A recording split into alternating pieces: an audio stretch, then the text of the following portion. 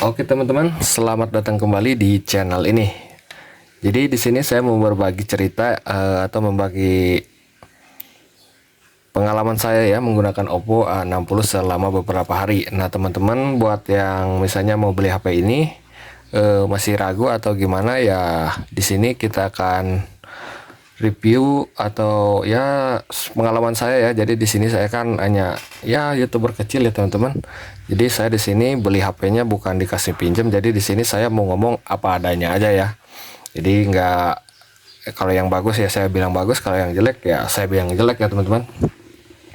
Jadi Oppo A60 ini ya, kalau misalnya teman-teman udah banyak searching ya atau lihat video-video di TikTok atau video di IG ya, dia punya fitur tahan banting teman-teman ya. Jadi HP ini viral banget teman-teman. Nah jadi HP ini selain memiliki keunggulan yang tahan banting ya, HP ini juga punya beberapa kekurangan teman-teman ya. Nah jadi apa saja sih kekurangan dari Oppo A17 ini teman-teman, maksudnya Oppo A60 teman-teman ya. Jadi untuk kekurangan sih yang menurut saya paling terasa itu ada pada bagian layar ini teman-teman ya. Meskipun layarnya pakai panel IPS, dia bagus ya teman-teman untuk layarnya, tapi kekurangannya itu ada pada resolusinya teman-teman ya. Jadi resolusinya itu masih HD plus teman-teman. Jadi kalau misalnya kita pakai buat main game teman-teman ya, kayak Mobile Legend ini, kalau misalnya kita pakai main game, detail gamenya itu kurang teman-teman ya. Kalau biasa ya, kalau teman-teman gabung di grup di grup teknologi biasa disebut burik teman-teman ya, dan itu memang benar sih karena ya layarnya masih HD plus, dan mungkin saya juga kebiasaan pakai yang FHD teman-teman. Jadi kalau main game berasa banget ya teman-teman, dia enggak detail untuk gamenya teman-teman. Jadi kekurangan pertamanya ya ada pada resolusi layarnya teman-teman ya, yang masih HD plus.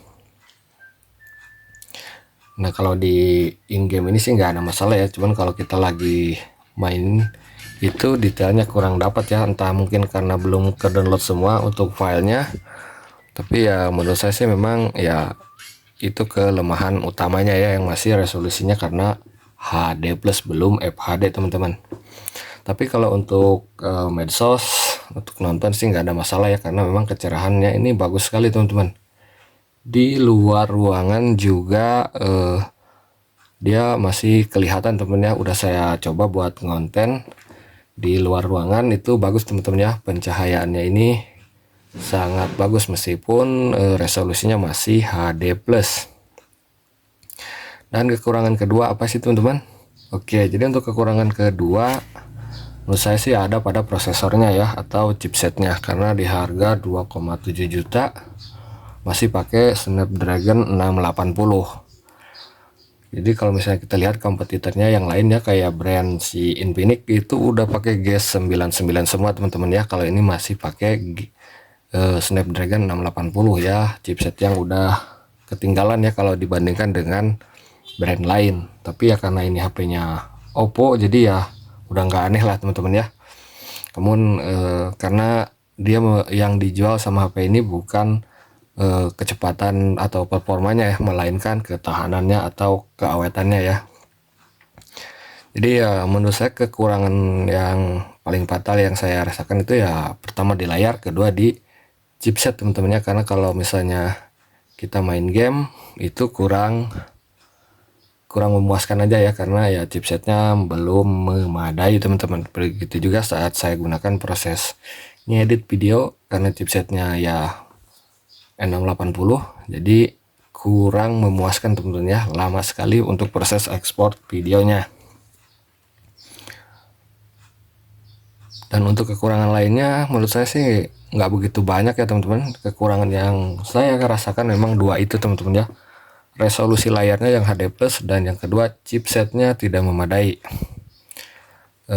Jadi nilai plusnya memang tahan banting, dan untungnya ya untuk chipset 680 nya ditopang ya, atau dibantu dengan memorinya yang udah pakai UFS ya, jadi bukan eMMC lagi. Jadi ya meskipun Snapdragon 680 karena dibantu dengan UFS, jadi nggak terlalu lemot-lemot banget lah teman-teman ya. Jadi agak kebantu lah meskipun chipsetnya 680, tapi